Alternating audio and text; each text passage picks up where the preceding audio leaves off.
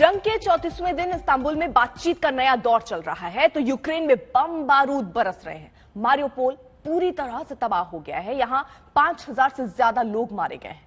Kharkiv से Lviv तक हमले हो रहे हैं। जंग के बीच जेलेंस्की के हाथ लिखे नोट की भी चर्चा है जो पुतिन को दिया गया। इस नोट पर पुतिन भड़क चुके हैं। नोट पढ़कर उन्होंने कहा कि कह दो कि मैं उन्हें बर्बाद कर दूंगा। जेलेंस्की ने नोट में लिखा कि वो जंग रोकने पर विचार कर सकते हैं।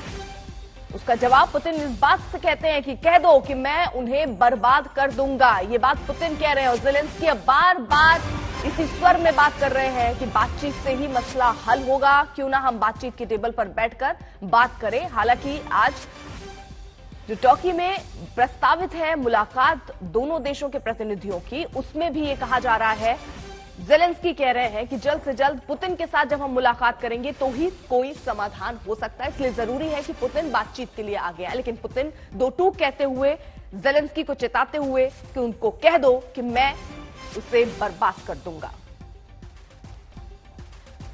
तो कुल मिलाकर जेलेंस्की कह रहे हैं कि चलिए बातचीत की टेबल पर आते हैं और बातचीत से मसला सुलझाते हैं। लेकिन रूस यानी पुतिन बार बार ये कह रहे हैं कि अब वो उन्हें बर्बाद कर देंगे। लेकिन टर्की यहां सराहना करनी होगी जिस तरीके से बातचीत की टेबल पर दोनों को लाया। प्रस्तावित है, कल हालांकि बातचीत होनी थी, नहीं हो पाई। आज प्रस्तावित बातचीत होनी है। अब जेलेंस्की की चिट्ठी से क्यों भड़के पुतिन, ये हम आपको बताएं। देखिए, युद्ध रोकने पर विचार कर सकता हूं, ये बात जेलेंस्की कह रहे हैं। उन्होंने एक नोट लिखा और पुतिन के नाम।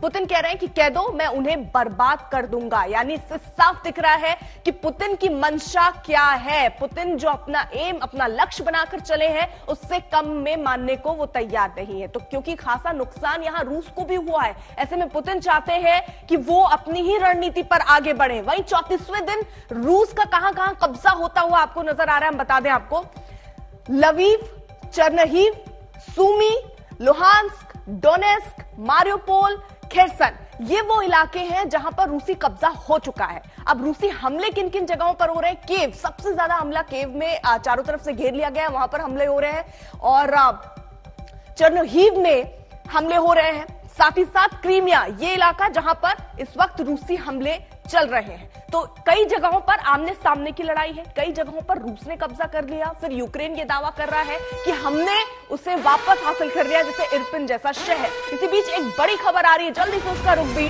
बड़ी खबर, कीव के हालात पर राष्ट्रपति जेलेंस्की का बयान सामने आया है और वो कहते हुए नजर आए कि कीव के तमाम इलाकों में यूक्रेनी सैनिक बढ़ रहे हैं। रूस के कब्जे से आजाद हुआ है इरपिन को लेकर वो कह रहे हैं। हालांकि वहां पर रूस का कब्जा हो गया था, लेकिन यूक्रेन की तरफ से अब जेलेंस्की, पहले वहां के मेयर ये बात कहते हैं कि इरपिन को वापस से हासिल कर लिया गया है। फिर जेलेंस्की भी इस बात की पुष्टि करते हुए नजर आते हैं। वहीं मारियोपोल में जंग के बीच लोग फंसे हुए हैं, ये जेलेंस्की कह रहे हैं। मारियोपोल वो शहर जहां पर सबसे ज्यादा तबाही हुई है।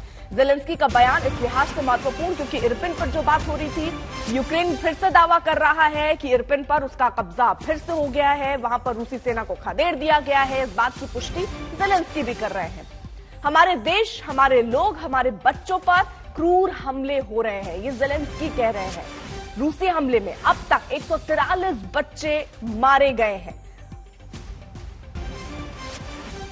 रूस के खिलाफ अब भी सख्त पाबंदी नहीं है। हालांकि कई प्रतिबंध रूस के ऊपर लगाए गए हैं, लेकिन जेलेंस्की अब ताजे बयान में इसको नाकाफी बताते हुए नजर आ रहे हैं।